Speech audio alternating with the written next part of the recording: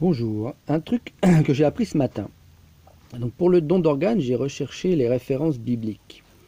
C'est le texte du jour, donc il y a la résurrection de Lazare. Donc il était mort et 4 jours après, Jésus l'a ressuscité. Jean chapitre 11, versets 1 à 45. Il y a Élisée aussi par exemple, où un enfant est décédé. Le prophète se couche sur le corps de l'enfant et il ressuscite l'enfant. Dans livre des rois 3, chapitre 17, versets 17 à 24. Aussi la résurrection à Naïm, du fils de la veuve, je crois. Saint Luc, chapitre 7, versets 11 à 16. Et quand j'ai lu ça, j'ai compris quelque chose. Je rajouterai aussi une vidéo dans le lien. Donc de gens qui racontent que quand ils sont morts, ils se sont vus sortir de leur corps. Donc c'est comme si l'âme était au-dessus du corps. Et je me suis dit, bien sûr, c'est ça. Donc il y a deux cas de figure. Soit nous, notre mère, elle est décédée comme ça.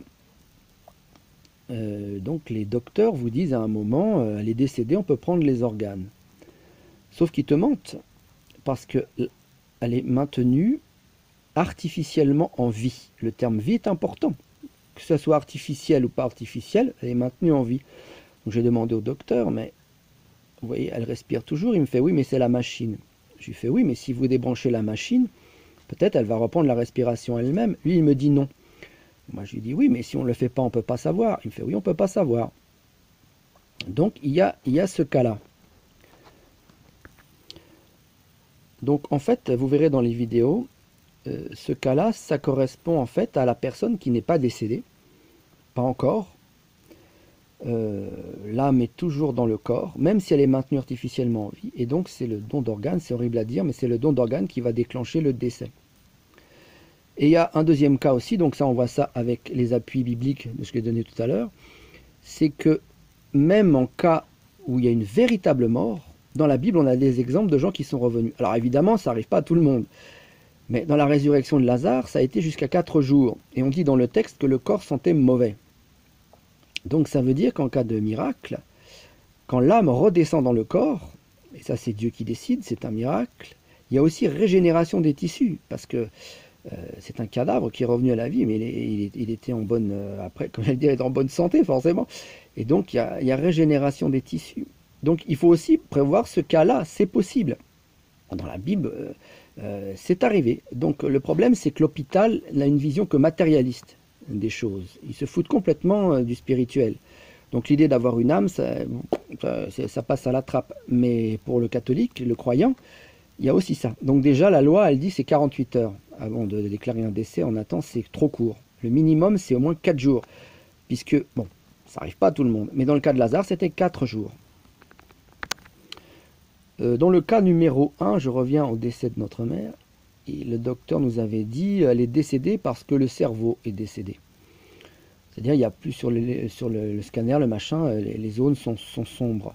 Mais le problème, c'est qu'on ne peut pas réduire une personne simplement à son cerveau. Le prolongement du cerveau, c'est la moelle épinière, par exemple. Tout ça aussi, ça fait partie de la personne. Et donc, le simple fait de maintenir la personne en vie, même avec des appareils, ça la maintient en vie. Donc, l'âme est toujours dans la personne. C'est pourquoi il faut absolument refuser le don d'organes. Je mettrai dans le lien, il faut se faire inscrire au refus, fichier refus des dons d'organes. Parce que si vous décédez et si vous ne le dites pas, ils prennent les organes d'office, je crois. Maintenant, il y a une nouvelle loi, donc il faut absolument dire non. Ou qu'il y ait quelqu'un dans votre famille qui dise non, sinon c'est prélevé d'office. Je crois qu'il faudra vérifier, mais je crois que la loi elle a été changée. Donc c'est vraiment la dictature sur ce plan-là.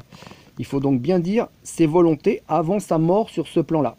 Sinon vous pouvez avoir des problèmes. Et à l'étranger, les lois sont différentes. Donc si vous allez à l'étranger, regardez sur la carte du don d'organes si les lois des pays sont différentes, parce qu'il y a des pays où ils vous prennent les organes quand même.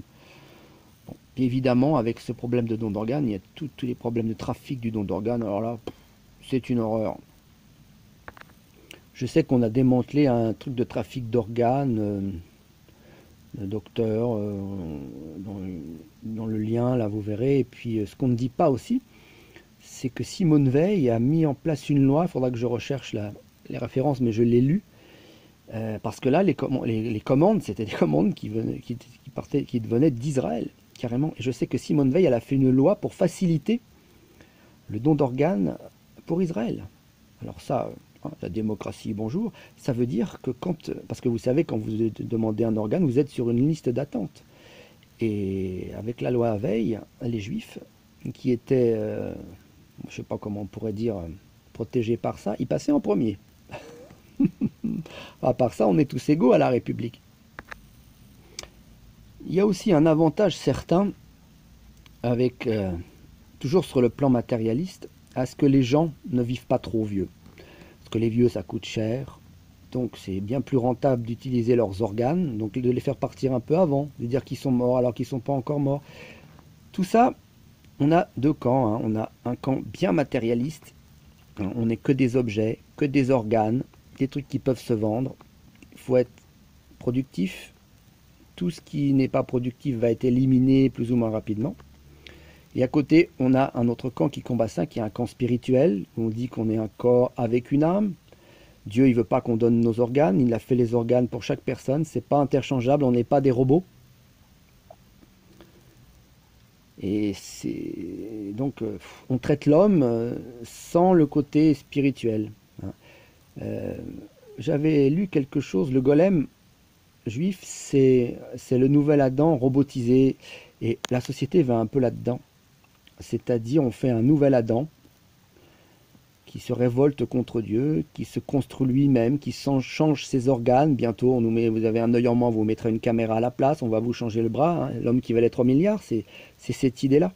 C'est-à-dire, c'est une révolte du peuple juif contre Dieu, et ils fabriquent leur golem, c'est-à-dire le nouvel Adam. Hein, Dieu, ils se prennent pour le Dieu créateur, et ils refabriquent l'homme, avec des petits bouts par-ci par-là, dons d'organes, des organes entièrement robotisés, l'homme transgénique. Voilà, c'est le but aussi, c'est on va vers ça. C'est toujours le même combat, du bien contre le mal et du mal contre le bien.